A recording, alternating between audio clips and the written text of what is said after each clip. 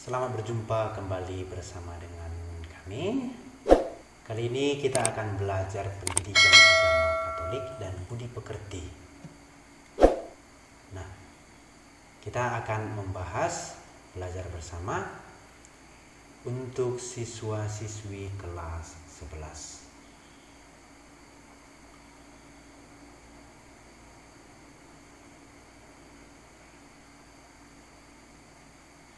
Baik, pada bab pertama ini kita akan membahas mengenai gereja umat Allah dan persekutuan terbuka. Jika berbicara mengenai gereja, apa yang kita pikirkan? Jika ditanya, apa artinya gereja? Apa yang kita jawab?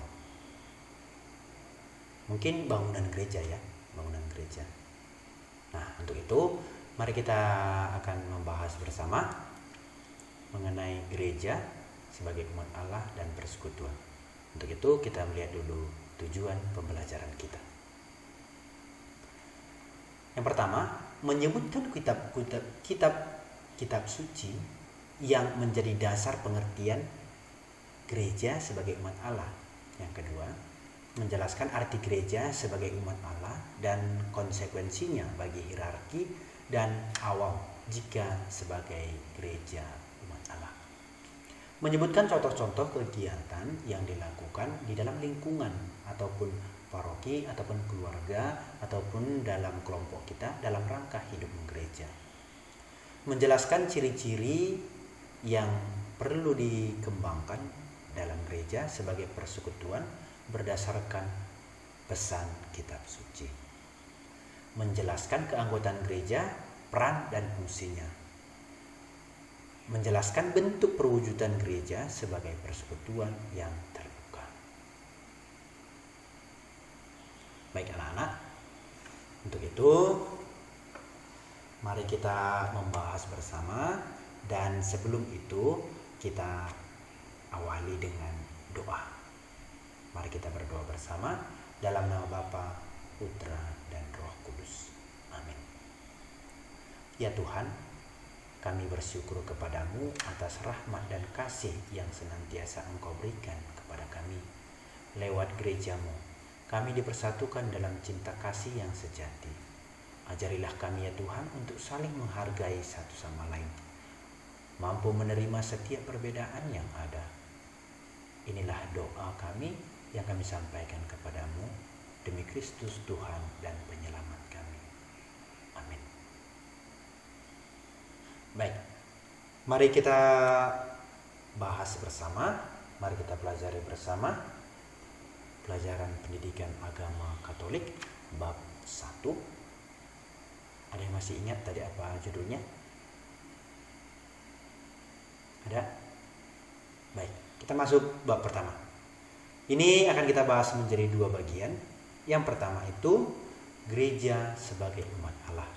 Yang kedua yaitu bagian B, gereja sebagai persekutuan terbuka.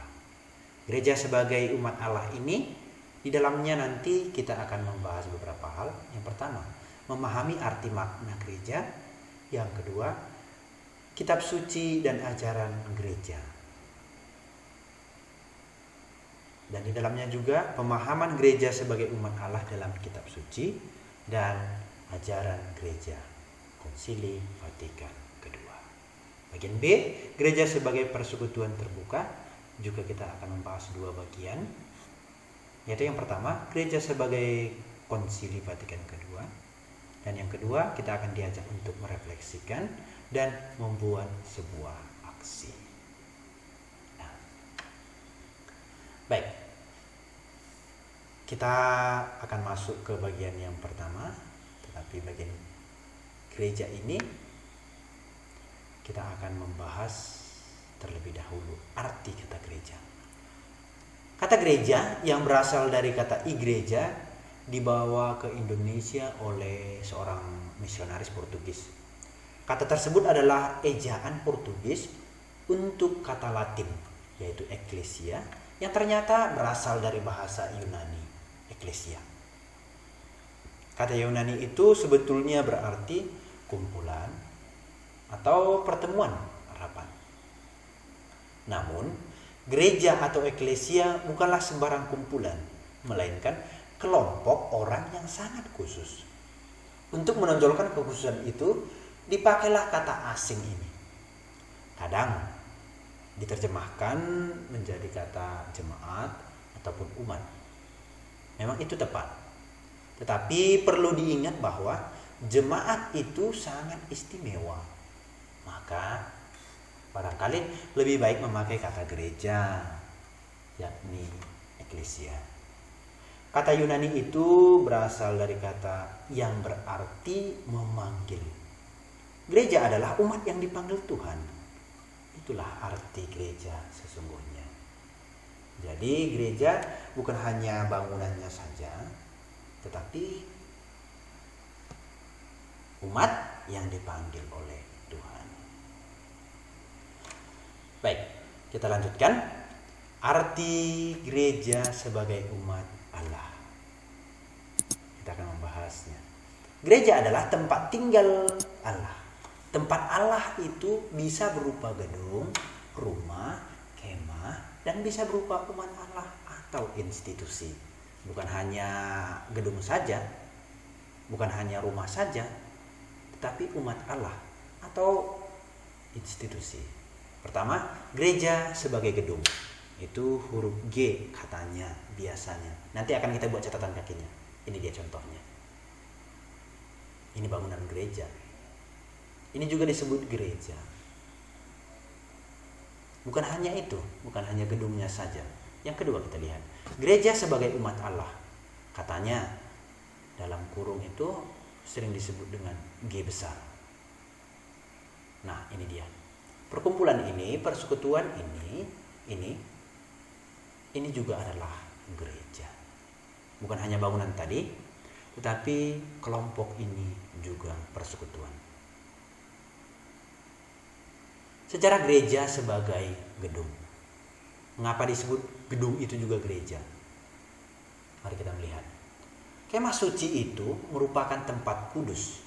Suatu tempat yang dikhususkan bagi Tuhan untuk tinggal di antara dan bertemu dengan umatnya. Di antara umatnya dan bertemu dengan umatnya. Kemuliaan Allah ada di kemah suci, baik siang maupun malam. Ketika kemuliaan Allah itu naik, Israel harus pindah. Allah menuntun mereka dengan cara ini selama mereka ada di padang gurun. Bisa kita melihat dalam kitab suci, itu Keluaran Bilangan. Kemah suci merupakan tempat hukum Allah. 10 perintah Allah, yaitu berisi ke-10 perintah Allah atau hukum Taurat. Ke-10 itu selalu mengingatkan mereka akan kekudusan Allah dan tuntunan-tuntunannya. Hubungan kita dengan Allah tidak pernah dapat dipisahkan dari ketaatan kepada hukumnya. Dan di kemah suci inilah Allah menyediakan pengampunan dosa melalui kurban darah. Dengan demikian, kurban darah ini menunjukkan pada kurban nyawa Yesus Kristus sendiri disalib. Dia disalibkan karena dosa umat manusia. Di kemah suci ini menunjukkan ke surga, yaitu tempat kudus surgawi di mana Kristus imam besar abadi kita hidup selama-lamanya untuk berdoa untuk kita. Kemah suci menunjukkan kepada penebusan Allah yang terakhir ketika langit baru dan bumi baru akan datang, yaitu ketika kemah Allah ada di tengah-tengah manusia dan ia akan diam bersama dengan mereka. Ini yang saya katakan tadi. Apakah memang G besar, G kecil itu sudah melambangkan, kalau dia huruf G kecil itu gedung gereja, huruf G besar itu umat Allah? Bukan. Itu tidak bisa kita katakan, bukan menjadi suatu rumusan yang sangat kaku. Itu tergantung konteks kalimatnya. Contoh, saya ke gereja, ya saya pergi ke gedung. Saya mau bicara dengan pihak gereja, itu artinya institusi. Sebagai gereja kita mesti bersatu. Arti gereja di sini itu umat Allah. Baik, kita akan lanjutkan ke bagian selanjutnya. Jadi kita tadi sudah mengerti, kita sudah memahami arti gereja dari tulisannya. Gereja sebagai umat Allah, persekutuan atau terbuka. Persekutuan terbuka artinya persekutuan semua orang di seluruh dunia yang percaya akan Yesus Kristus itu putra Allah dan satu-satunya penyelamat kita. Inilah artinya gereja sebagai umat Allah. Bukan hanya ini, yang kedua, himpunan yang di dalamnya terdapat umat Allah, tubuh Kristus dan baik Roh Kudus. Ada di sini kutipan-kutipan dari kitab suci. Yang ketiga, himpunan orang-orang yang digerakkan untuk berkumpul oleh firman Allah. Bukan berkumpul karena main judi, bukan berkumpul karena cikura, bukan berkumpul karena TikTok atau yang lain. Tetapi berkumpul oleh firman Allah, yakni berhimpun bersama untuk membentuk umat Allah. Begitu dia. Sekarang mari kita melihat bersama-sama mengenai gereja ini apa dasar kitab sucinya. Yang pertama, 1 Korintus 6 ayat 19. Katanya bunyinya seperti ini. Atau tidak tahukah kamu bahwa tubuhmu adalah bait Roh Kudus yang diam di dalam kamu? Roh Kudus yang kamu peroleh dari Allah dan bahwa kamu bukan milik kamu sendiri. Ini satu kesatuannya, komuni kudus. Yang kedua, Yohanes 14 ayat 20. Pada waktu itulah kamu akan tahu bahwa aku di dalam Bapa-Ku dan kamu di dalam aku dan aku di dalam kamu. Nah, satu kesatuan, tidak terpisahkan.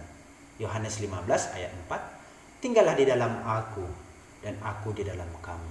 Sama seperti ranting tidak dapat berbuah dari dirinya sendiri kalau ia tidak tinggal pada pokok anggur.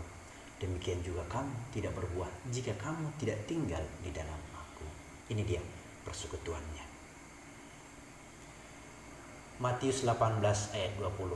Sebab di mana 2 atau 3 orang berkumpul dalam namaku, di situ aku akan ada di tengah-tengah mereka. Bukan berkumpul seperti yang saya katakan tadi, berkumpul karena TikTok, berkumpul karena makan-makan, berkumpul karena yang lain, tetapi berkumpul dalam nama Yesus Kristus, berkumpul dalam nama Tuhan. Nah, inilah kutipan-kutipan kitab suci yang menggambarkan gereja, persekutuan, komunio, perkumpulan. Perkumpulan itu perkumpulan kudus yang berbicara, yang dipanggil oleh Tuhan, berkumpul dalam nama-Nya. Gereja sebagai umat Allah memiliki ciri khas, yakni apa-apa saja. Umat Allah merupakan suatu pilihan dan panggilan dari Allah sendiri. Umat Allah adalah bangsa terpilih, bangsa terpanggil. Bagian kedua, umat Allah dipanggil dan dipilih untuk Allah dan untuk misi tertentu. Apa misinya? Yaitu menyelamatkan dunia. Hubungan antara Allah dengan umatnya dimateraikan oleh suatu perjanjian. Umat harus menaati perintah-perintah Allah dan Allah akan selalu menepati janji-janjinya. Umat Allah selalu dalam perjalanan melewati padang gurun pasir menuju tanah terjanji.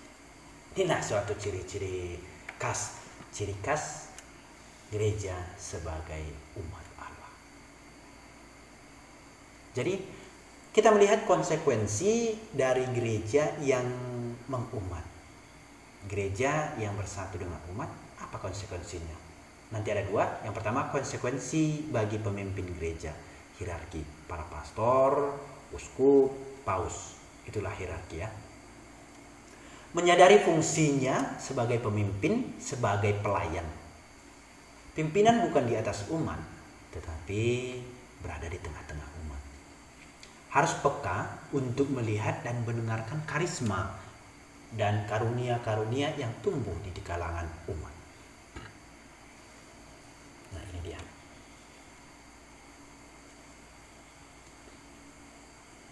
Kita masuk ke bagian selanjutnya. Konsekuensi bagi setiap anggota umat. Tadi pemimpin, sekarang umatnya. Apa konsekuensi bagi setiap anggota umat? Yang pertama, menyadari dan menghayati persatuannya dengan umat lain. Saya, Anda, adik-adik sekalian, anak-anak sekalian, orang lain, tak dapat menghayati kehidupan imannya secara individu saja, butuh kelompok. Yang kedua, aktif dalam kehidupan umat, menggunakan segala karisma, karunia, talenta yang ada dalam dirinya, fungsi yang dipercayakan kepadanya untuk kepentingan dan misi gereja di tengah-tengah masyarakat. Semua bertanggung jawab dalam hidup dan misi gereja. Inilah dua konsekuensinya. Yang selanjutnya, konsekuensi bagi hubungan awam dengan hierarki. Yang pertama, paham gereja sebagai umat Allah jelas membawa konsekuensi dalam hubungan antara hierarki dan kaum awam. Kaum awam bukan lagi pelengkap penyerta, melainkan partner hierarki, rekan kerja hierarki. Untuk apa tadi? Untuk membangun gereja. Yang kedua, awam dan hierarki memiliki martabat yang sama. Tetapi perbedaannya apa? Berbeda dalam hal fungsinya. Kita melihat bagian ketiga, gereja sebagai sebuah institusi. Gereja adalah sebuah organisasi resmi, berbadan hukum dan dilindungi oleh hukum negara dan internasional.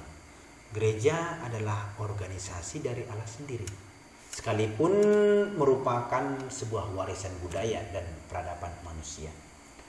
Ketika Yesus memilih ke-12 rasulnya dan mengangkat Petrus sebagai pemimpin untuk mengembalakan kawanan-kawanannya, saat itu gereja sebetulnya menjadi sebuah institusi.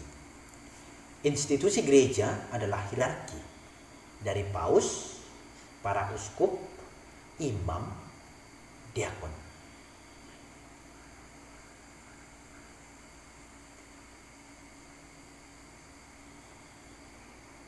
Model gereja. Model yang pertama, institusional, organisasi lahiriah yang berstruktur piramid dari atas ke bawah, tertata rapi. Ada kepemimpinan yakni dari para tertahbis atau hierarki, hampir identik dengan gereja itu sendiri.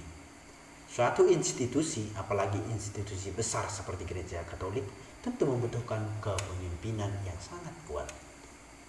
Hukum dan peraturan digunakan untuk menata dan menjaga kelangsungan suatu institusi. Suatu institusi, apalagi yang berskala besar, tentu saja membutuhkan hukum dan peraturan yang sangat jelas. Nah, ini model yang pertama. Kedua, gereja umat Allah. Hidup persaudaraan karena iman dan harapan yang sama. Persaudaraan ini adalah persaudaraan kasih. Semua umat ikut aktif dalam hidup menggereja. Hukum dan peraturan memang perlu, tetapi dibutuhkan pula peranan hati nurani dan tanggung jawab pribadi. Sikap miskin, sederhana dan terbuka. Rela berdialog dengan pihak mana saja, sebab gereja yakni bahwa di luar gereja Katolik terdapat pula kebenaran dan keselamatan. Terbuka bagi peran karisma atau karunia-karunia. Terbuka bagi talenta-talenta yang dimiliki oleh orang lain. Ini gereja umat Allah. Model gereja tadi institusional. Yang kedua, sifat-sifat gereja. Ini akan kita bahas minggu depan. Terima kasih telah mengikuti pembelajaran ini. Bapak sangat berharap agar kita memahami bagaimana dan apa arti gereja.